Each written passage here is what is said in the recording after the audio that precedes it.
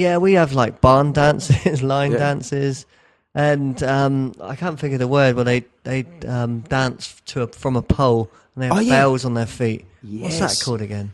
Yeah, isn't it a French pole or something? No, it's an English pole.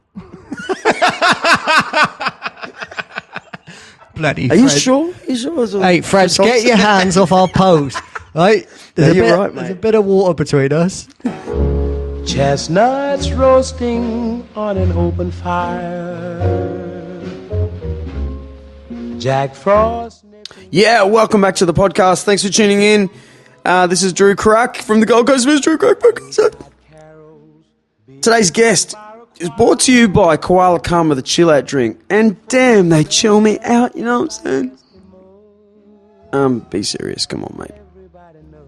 I actually re-recorded this intro because the first one was so dull, but I did it 3 hours ago before Neal Webb, my guest from Energy Entertainments, came in and blew my mind with some happiness.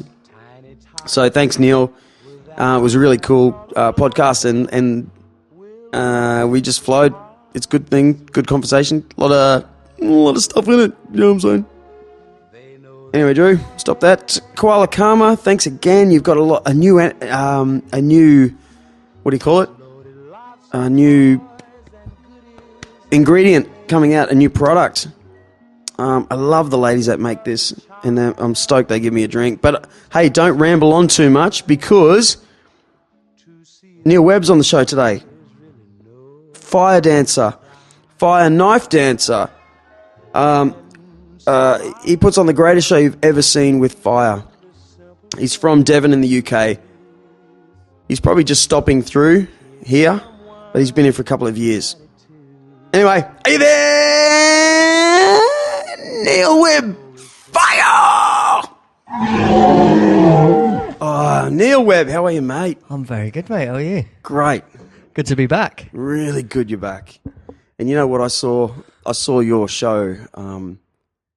Which one? See, the first time you did Buskers by the Creek in 2014, I only saw video of it, and I saw a lot of video of it because I edited together the thing, and I remember going, that is the coolest looking thing I've ever seen, you know, like, because you were doing it on dusk just like you did in 2015. Yeah. But finally in 2015, it was... You got to see it live. I got the real thing. And what do you think?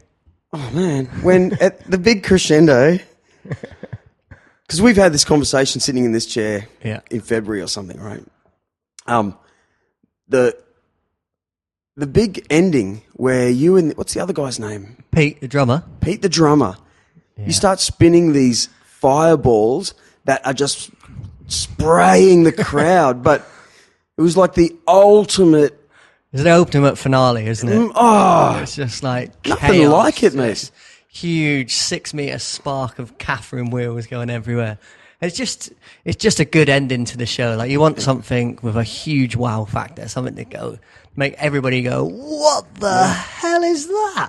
And yeah, that's what we want. So yeah, it fully did. Yeah, good. It's good, you know, and because I know from the last time we spoke, you educated me on Polynesian fire knife dancing. Yeah. Fire knife. Yeah. Fire knife. Sort of where it all came from, and the depth and the history of even the styles of your movements. Yeah. You know? Yeah. Portraying a warrior is the biggest thing part of it.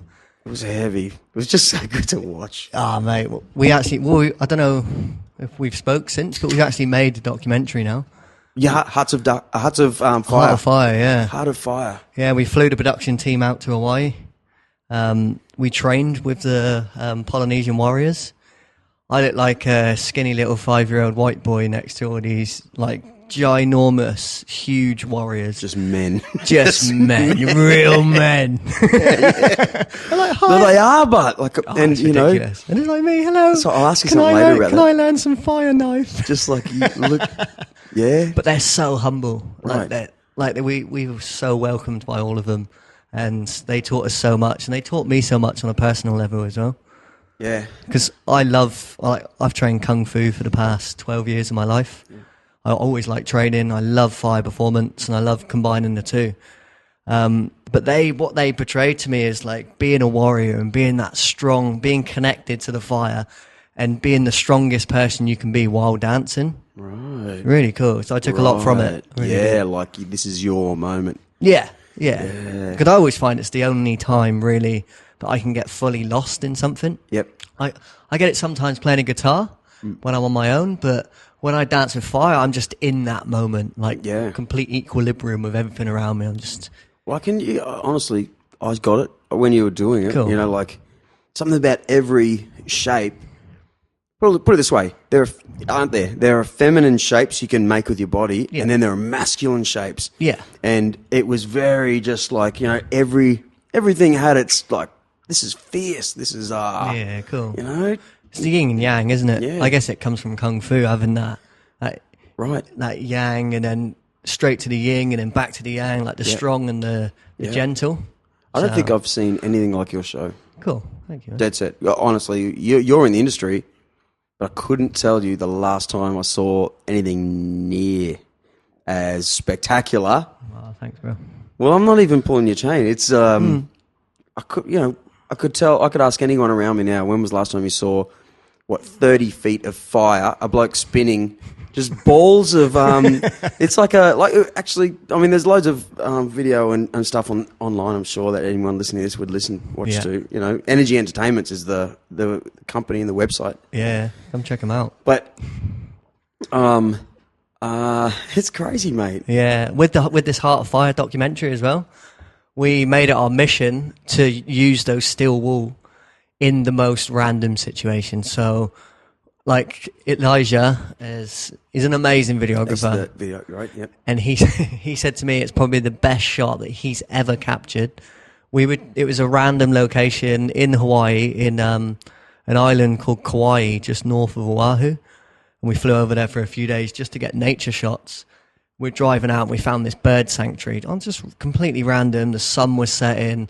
I was on one island. He was about 50 meters away, and I lit up the steel wool in the sunset, and he's like panned around with it.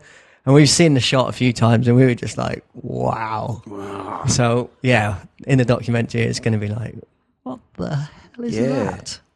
I want to ask you, but I don't want you to tell me. Go. Because it does go all over people. And it makes me want to go, just take it. Take, this... But so I don't even want to give you... It's like, don't tell us the magic. No. Because it's better to actually see it live. Of course. But and feel it. That sometimes. stuff gets over everyone. Like, you feel it. It's harmless, but wow, man. Yeah. Well, that's what we want to portray. We want to portray, so you're actually feeling the energy of the show. Hence why we call it Energy Entertainments. Yeah. We want to project that high energy to the crowd and to the people that are watching. So when is it edited and finished? No, we're spending a few days and a few hours in a studio tomorrow. So we're trying to do once a week. So we do a whole morning or a whole afternoon. And end of the year, we're hoping it's going to be finished. So we're about 3/4 of the way through now, editing. Right. We had like 100 hours of footage that we need to compile down into an hour. Wow, it's tough. It is tough. But it's slowly coming together. As soon as... You do it together? Yeah. Right, beside each other on different... No, right beside each other. Right. So I can say, no, I don't like it. Stop, change that. That's hard work, mate. Yeah, it's good though, because we bounce off each other quite well, me and Eli. So it's it works well because it's our story. Do you know what I mean? So yeah. And then once it's all edited, then Gabs, my girlfriend, will have to create sound. Okay. So she's been while we were in Hawaii. She was filming all the different sounds and recording all the different sounds. Right. But then she makes Foley as well. So she'll be making sounds at home to add into the documentary. Nice. So and she's going to make it cinematic, like 5.1 surround sound as well. So you get the feeling of the fire shooting past one ear over to the other ear. And, yeah. Can you tell us I remember from our last conversation, you went to Hawaii to learn. Was it the Samoans living in Hawaii? Yeah. You know what I read recently? Because you educated me on the whole idea, and that, what is it, Poe or from the Maori culture? Oh, the poi. The poi. So it's a ball they spin, right? Yeah. And what I read is that they were, this is, who knows if this is right or wrong, you would know, but there's like a spinning ball that they would train. The Maori culture would train to use in battle, or just to get their arms. Actually, that's what I read, that they trained as a wrist sort of strength. And then only recently they actually lit the ball up.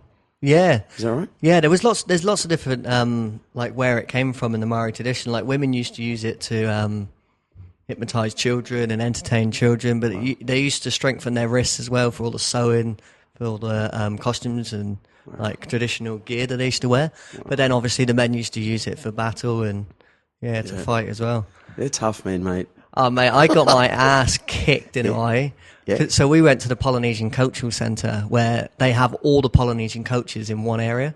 So you have like the Tahiti, the Samoans, and then the Maoris, and all the different Polynesian cultures. And I went to the Maori section and I said, I'd love to learn more about the haka. And this guy's just looked at me with his eyes and he said, you want to learn about the haka? And I said, yeah. He said, you think you can handle it? You know, he got a bit funny with me. I don't know why. Yeah, right. Yeah. But it wasn't till after that I realised why he was trying to bring me back down to earth. Right. Like he was trying to neutralise me. And he walked off and he didn't say anything to me. And I thought, well, is he, like, what's he doing? I looked at his wife and his wife said, I'm sorry, he's not an angry man. It's just his way. Right. I was like, okay, fair enough.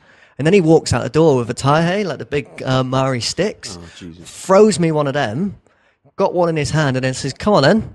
And I'm like, what the hell, where are we going? So we go on the grass. He said, take your shoes off, take your shirt off. And he says, right, defend. And he's just launched this stick at me, and I'm bang! You're like, whoa, what the? And he said, hit me. So I've gone, give him a little tap, trying to be polite. Yeah. And he has no idea you have a history of kung fu, or no, he hasn't got a clue. Okay. So I'm trying to like go bang and like hit him, and then he does it again, and then he's looking at me. He's going, "If you're going to hit me, like hit me." And I'm like, "Okay." So I've swung at him, and as I've swung for him, he's rebounded blocked my attack. Yeah. And my hands, you know, when you hit with a shovel or something, you hit your hands, and that vibration. It done this, and my hands vibrated, and from that, we started going at it. We started going bang, like kicking the shit out of each other. This went on for I'm just trying to learn the song, mate. I thought you just done it in front of the football. So after this, he's got all the different... The chicks love it.